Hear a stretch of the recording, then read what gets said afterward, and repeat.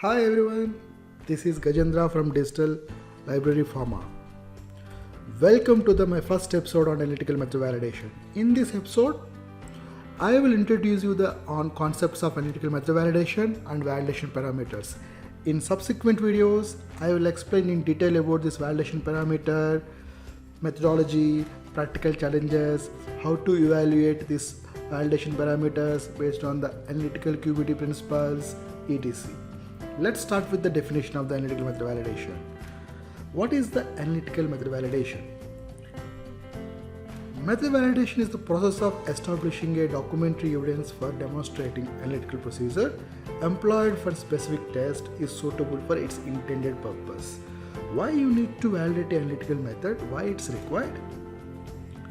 The main objective of method validation is to establish high degree of assurance that analytical method will give you reproducible and reliable results which can be used for decision making like batch release, assignment of retest period, assignment of shelf life, etc. So what are the types of analytical method need to be validated? All identification test methods need to be validated. Quantification method like assay, dissolution, content need to be validated, and quantitative test for impurity contents, limit test for impurities need to be validated. To validate an analytical method, we need to show your method process a specific characteristics. You call it as the validation parameters. What are the specific characteristics? What are these? These are the specificity, precision, accuracy, linearity, range, detection limit, quantification limit, and robustness. Do you need to validate all these validation parameters for every test method? The answer is no. We need to select the validation parameter based on the type of test method. For example, for identification test, evaluation of specificity is sufficient as the intended purpose of any identification test to ensure the identity of analyte. In case of impurity test, if it is a quantitative, you need to evaluate all these validation parameters. In case of limit test, the evaluation of specificity, detection limit, robustness is sufficient. For assay and dissolution content test, we need to evaluate each and every validation parameter except LOD and LOQ, that is quantification limit and detection limit. In order to show your method is suitable for intended purpose and will give reproducible and reliable result, either all of these validation parameters or some of the validation parameters need to be evaluated as part of method validation. What is the meaning of these validation parameters? Why you need to show your method is robust? What is the meaning of specificity? What is meaning of accuracy? Let's understand these validation parameters one by one. Let's start with specificity. Specificity is the ability to assess unequivocally the analyte in the presence of component which may be expected to be present, such as excipients, impurities, and degradants. How to evaluate the specificity of analytical method? Specificity of assay method generally evaluated through peak purity by using PD and mass detectors. Peak purity, what does it mean? How to evaluate the peak purity? In general, in chromatographic test methods, if using the Empower software, the criteria of peak purity is peak purity angle less than the purity threshold. In case of chromoline, it should be greater than 950. What is the number 950 indicating that? Why the purity angle always less than purity threshold to pass the peak purity? If it is a peak purity is a fail means purity angle greater than purity threshold, what it mean? All you want to know about this technique, the concepts of peak purity, then wait for my specificity video. In my specificity video, I clearly explained the concepts of peak purity, how to evaluate it, the procedure in a detailed manner. Specificity of identification methods evaluated through checking the response of compound of closely related structures. In general, the specificity of any analytical method is evaluated by checking the interference of the following. As explained previously, components of closed-rated structure, excipients, impurities, and degradation products. When you hear the word degradation products, you'll remember one word.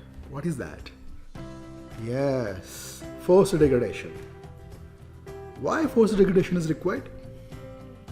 How to do the forced degradation?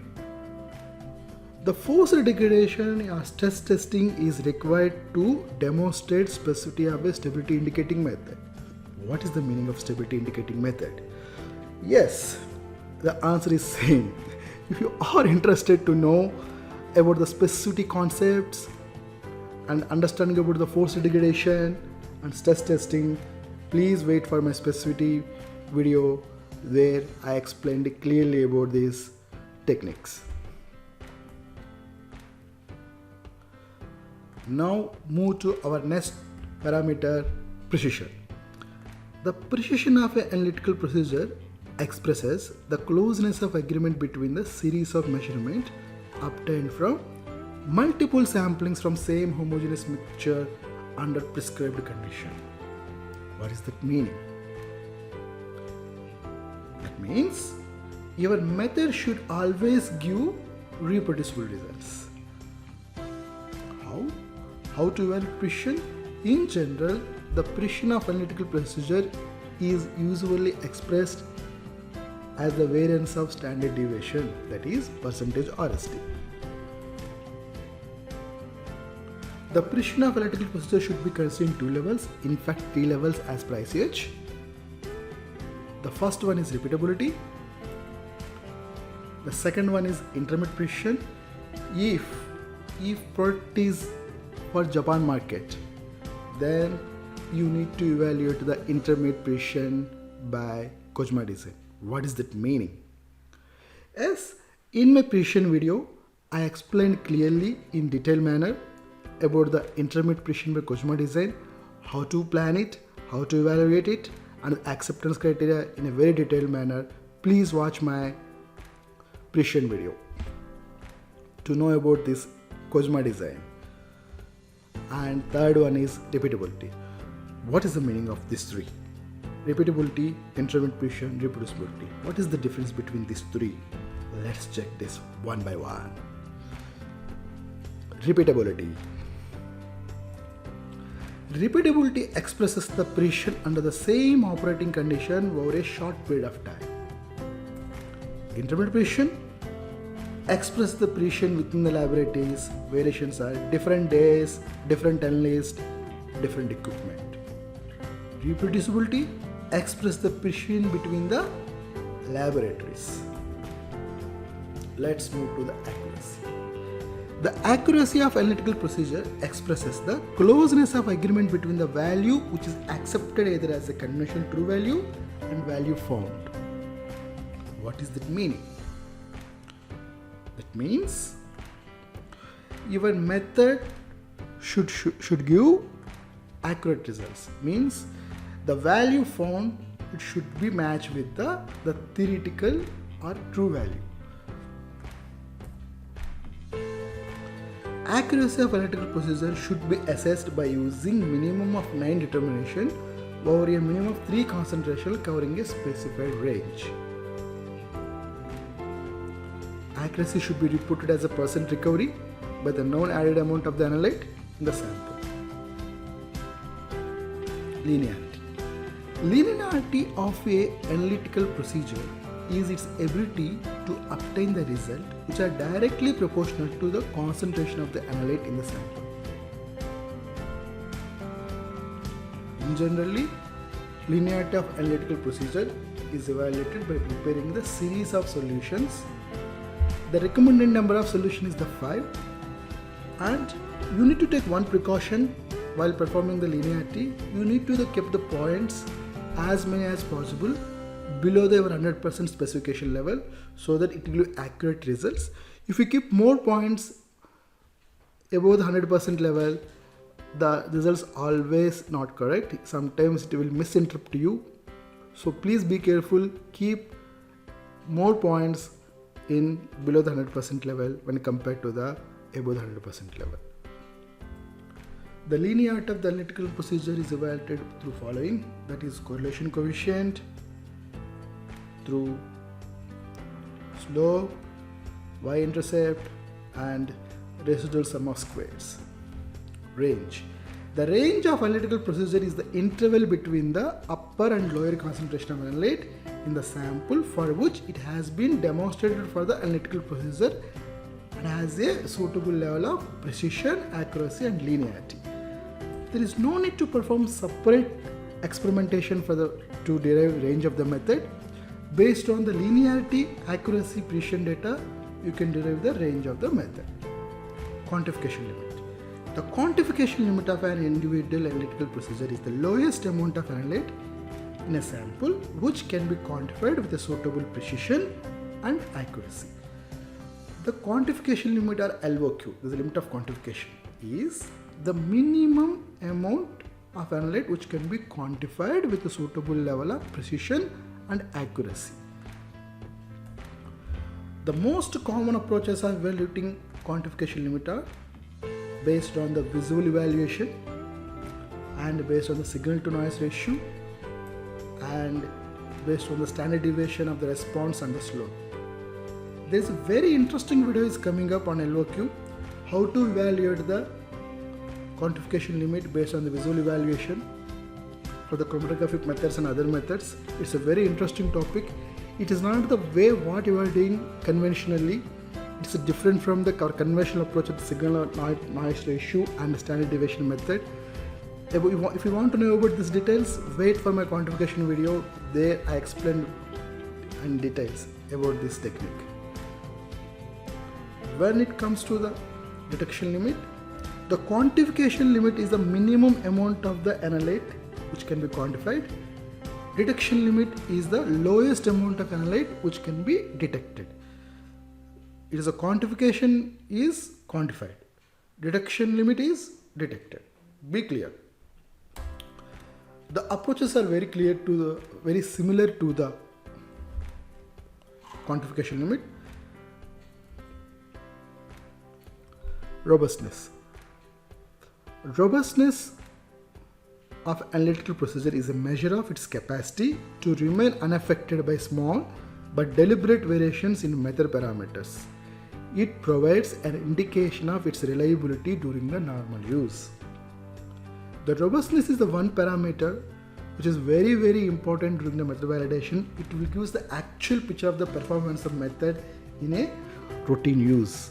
If you want to keep our quality control people happy, please develop a robust method. The robustness of analytical procedure can be performed by considering one factor at a time. It is the most common and conventional approach, but there is a very interesting way to evaluate the robustness of the analytical method by following the quality by design principles through design of experiments. And my next episode is on robustness, in the detail how to identify the critical method parameters, critical method characteristics based on the fishbone diagram FMEA approach, and also after identifying the critical method parameters and characteristics, how to design the experiment, the DOE plan, then how to execute the plan, how to evaluate the result, how to get the conclusion from the DOE experiments. Each and everything clearly I explain in detailed manner in my robustness video. If you are interested and want to learn about robustness by applying the QBT principle, please check my robustness video. In case of liquid chromatography, typical variations are flow rate, variations in mobile phase pH, variations in mobile phase composition, temperature, and different columns. In case of gas chromatography, the variations are temperature, different columns, and flow rate. Apart from this variation, there is another 3 important parameters need to be evaluated as part of robustness and ruggedness. They are the establishing the solution stability, checking the impact of the variation of extraction time, and filter validation. This is about the brief introduction about these validation parameters. From next episode onwards, you will discuss about these validation parameters in detailed way, the methodology, the acceptance criteria, the practical challenges you face during the execution, and how to evaluate some of these parameters by applying the QBT principle. Each and everything you will learn in my subsequent videos. As explained earlier, my next episode will be on the robustness. Initially, the episode will be on the conventional approach of robustness, that is one factor at a time, then followed by robustness by applying the quality by design principles. After completing the all validation parameters, there is one interesting video is coming up to show the difference between the method validation and verification, and what is the criteria to select the validation parameters during the method verification. As explained earlier, apart from this method validation, these episodes, very interesting topics are coming up in this channel. The current series of validation with 22 episodes, followed by 52 episodes of the method development. Both method validation and method development covered with QBT principles. Then followed by 72 interesting episodes of stability studies, and finally the 36 episodes on the quality management system and investigations.